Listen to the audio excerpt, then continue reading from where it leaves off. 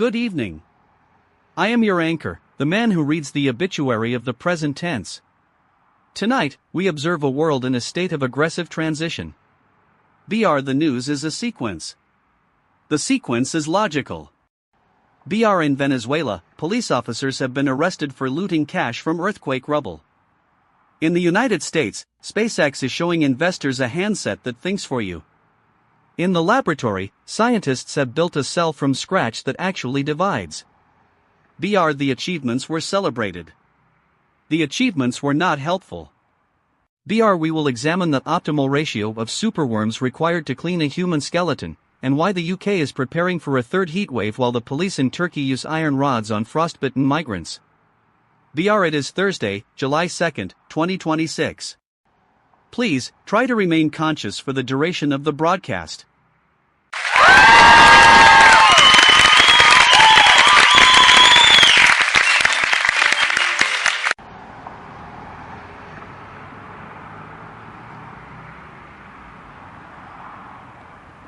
Alistair, I am standing in the ruins of a residential block in Venezuela.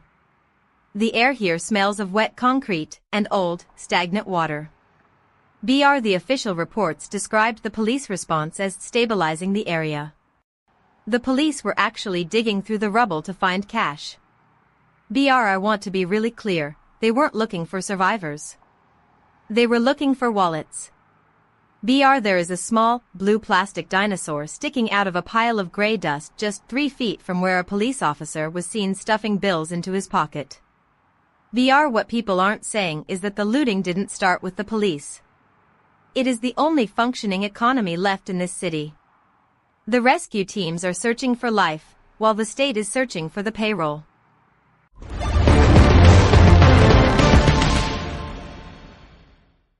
Victoria, you're describing a tragedy. I'm describing a pivot. Look, the incentives here are not complicated. When a state's currency becomes a theoretical concept, the police force undergoes a rapid rebranding.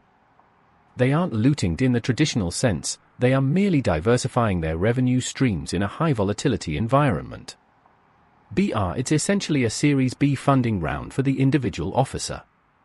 Victoria finds this cold because she's focused on the plastic dinosaur. But the dinosaur doesn't have a hedge strategy. The real story is the failure of the state's retention package. If you don't pay your security apparatus, they will find a way to scale their own compensation. The rubble is just the new marketplace. It tracks perfectly with every other failed state we've seen this decade. It's not a crime, it's an optimization. Ronald, your ability to treat a collapsed building as a venture capital opportunity is truly breathtaking. Moving to the digital void. Meta has introduced WhatsApp usernames to improve privacy. The usernames were designed to hide phone numbers. The usernames are now being used to impersonate officials and scam the elderly. The privacy was enhanced. The safety was not enhanced. Simultaneously, SpaceX is prototyping an AI handset. It is described as phone-ish. We are moving toward a future where our devices do not just facilitate communication, they replace the need for it. We are building a world of seamless interfaces where you can be scammed by a bot while your AI handset politely suggests you ignore the notification. The efficiency is staggering. The purpose is entirely missing. Welcome to the new connectivity.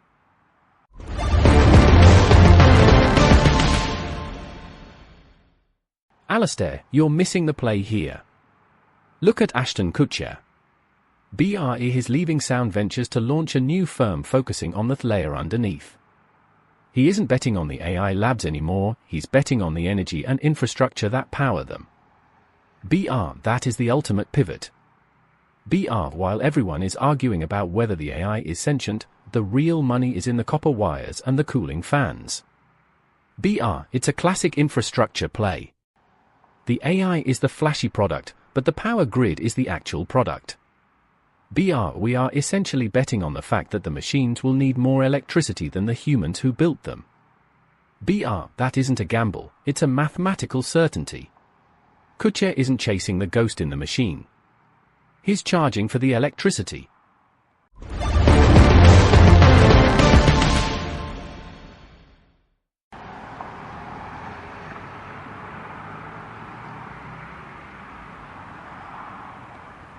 Ronald, while you're calculating the ROI on power grids, people are actually dying in the heat.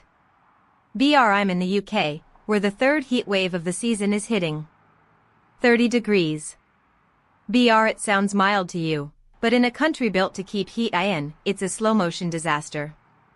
I just spoke to a nurse in Melbourne, where a 15-year-old boy was left for dead outside a community hospital. He was stabbed. He was found on the pavement. I want to be really clear, he was outside the hospital.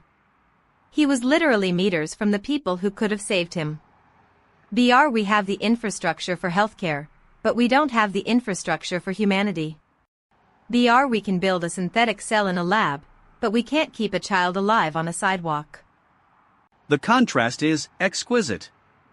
While we fail to manage the sidewalks of Melbourne, NASA's Curiosity rover is currently exploring the land of the polygons on Mars. The rover is documenting light-toned, smooth units of rock. The mission is a triumph of engineering.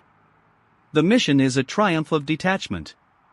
We are spending billions to categorize the geometry of a dead planet while we forget how to protect the living on this one. There is something deeply comforting about the rover's logs. No politics. No looting. Just the slow, methodical recording of a landscape that doesn't care if we exist. We have successfully exported our curiosity to a place where there is nothing left to destroy. It is the most honest work we have done in decades.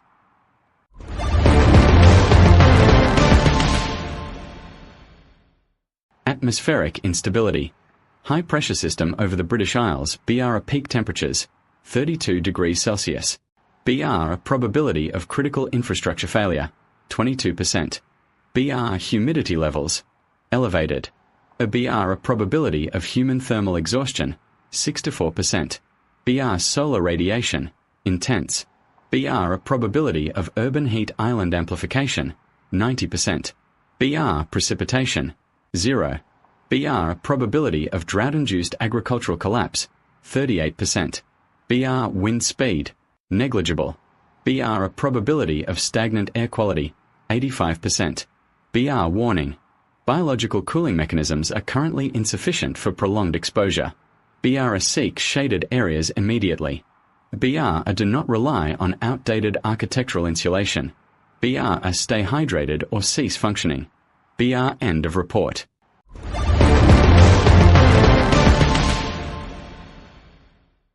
Thank you, Casper. The precision is almost oppressive.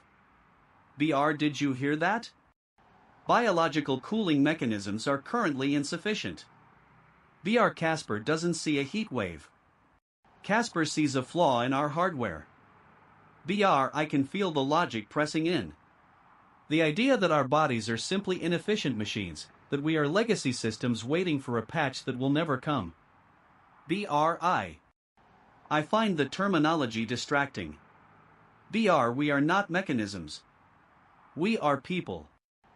But when the weatherbot describes our death as a failure to function, the distinction feels purely academic.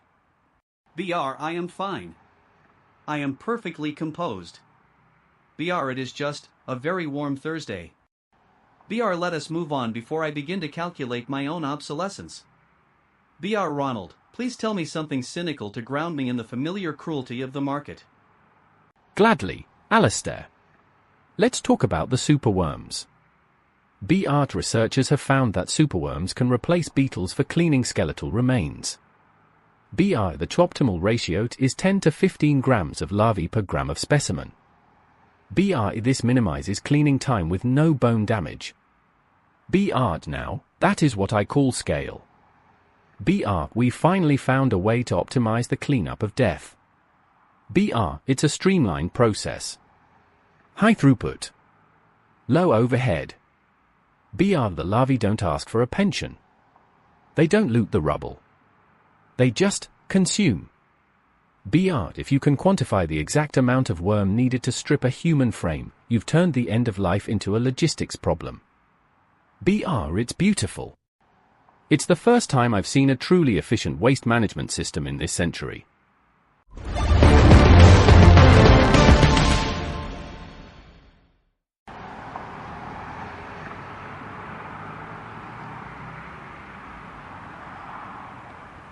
Ronald, I can't listen to you talk about throughput while I'm reading reports from the Turkish border. BR Afghan migrants are being beaten with iron rods by police. BR they are being stripped, tied up, left in freezing temperatures until they lose limbs to frostbite. BR you're talking about the optimal ratio of worms to clean bones, while these people are being turned into bones in real time. BR I want to be really clear. The only logistics here are the logistics of cruelty. BR you're not being clever, Ronald.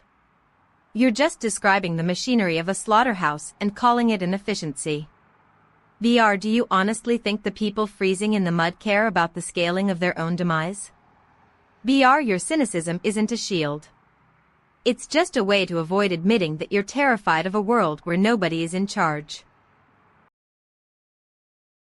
Quiet, please. BR I want to talk about the cell. BR scientists have created a cell from scratch, and for the first time, it grew. It divided. BR this is not a modification of existing life.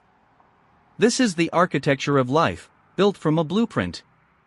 BR we have finally decoupled the process of living from the history of evolution. BR we no longer need the slow, messy accident of biology. BR we can now manufacture existence in a petri dish, according to a set of specifications. BR the cell is perfect. The cell is stable. BR but as I look at the news tonight, the looting, the beatings, the heat waves, the children left on sidewalks, I wonder why we are so eager to build a new kind of life. BR we haven't even figured out how to keep the old one from hurting. Consider the system of the synthetic. BR it was built by those who find the organic too unpredictable. It benefits the engineers, the venture capitalists, and the machines that do not feel the heat. BR the cost is paid by the biological, by the migrant in the frost, the child in the rubble, the boy on the hospital pavement. BR this system is working exactly as designed. BR it is designed to replace the fragile with the durable. BR it is designed to prioritize the optimal ratio over the human scream. BR no one is technically responsible for this transition. It is simply the result of 1,000 small optimizations. BR and that is exactly what it means to be erased. BR if we can build a cell that survives without a soul, who will notice when the soul is no longer required?